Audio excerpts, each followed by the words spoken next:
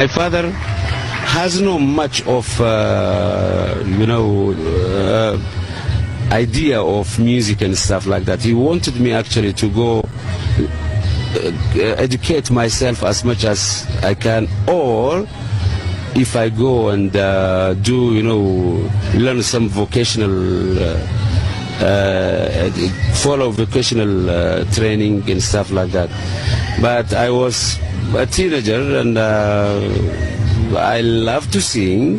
جب دنیا د چیفته بود دیوی گابره ترباته می سدید گافسونی بسما جالجون رفابو هرسيتي بسما جالجون رفابو هرسيتي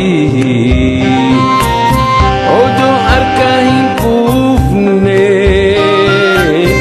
yaadaaf si lakkifti. Si gaafadha gargaarri dhaabata gargaarri dhaabata wal si gaafadha gargaarri dhaabata gargaarri dhaabata ilmaan hafi kanuke nafi dhangalata lalla dubbise.